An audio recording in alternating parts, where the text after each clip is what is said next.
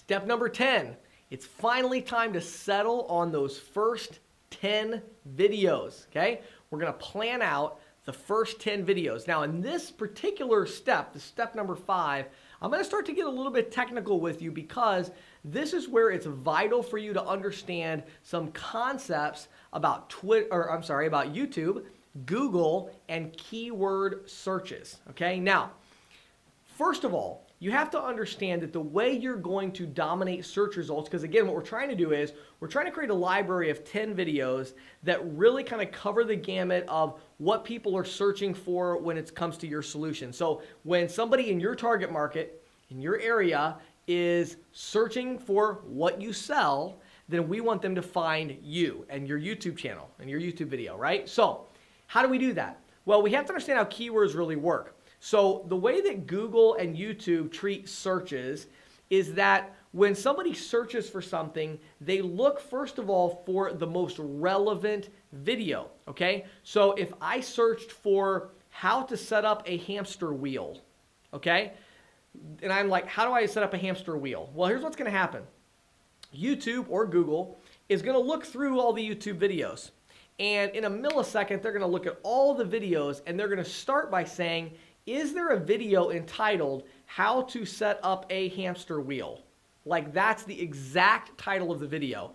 If it is, even if that video only has like 100 views or 200 views or 50 views, it's probably gonna be at the top of the search results, even though right below it, there's a video called your first, how to handle your first hamster. And that one has 10,000 views, okay? Even though that video is there and probably contains better content, the fact that there's a video that has a title that is identical to what the person is searching for is gonna make that video go really high in the search results, all right? The next level that Google and YouTube is gonna look at is this. They're gonna say, is the search term exactly contained inside of the title of the video, okay?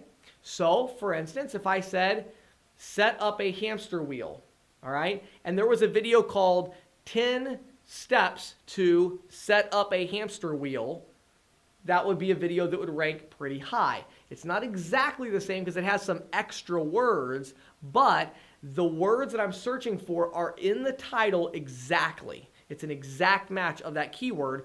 So again, you're kind of tricking the system a little bit because even though you don't have all of the views that you should have to really rank high, you have that exact search term that is in the title, okay? Now, if that doesn't work, then at that point, YouTube and Google start looking for more in terms of views. And now they're like, okay, we have usually 10 videos that are a pretty close match to what this person was searching for, like the one I told you earlier, how to get started with your first hamster. That would probably talk about setting up a hamster wheel. So, there's that video, and then there's like 15 others that are a close match. Well, now with the close match, now what they're doing is now they're looking at how many views are there.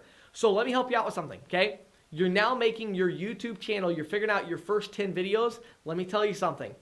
You are never, at least not for a long time, gonna rank if Google and YouTube get all the way to that third category, okay? Because there are general videos that are gonna have 100,000 views or even 1 million views that are gonna be related to what people are searching for when they're looking for your services.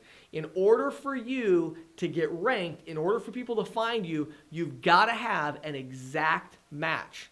Either the title exactly matches their search keyword, or their keyword is contained exactly in your title. So it's time for you to really, really get creative here and make sure that your video matches those keywords. So to make those first 10 videos, you've got to think about what people are going to search for, and then think about how can you get that search term to match exactly in the title. So that's kind of part 1 of step number 5, which is understand what people are searching for, which hopefully you've already got that list. The second part of it is now you have to make the title to contain that keyword, but to also be something that people want to click on that says, I can solve your problem.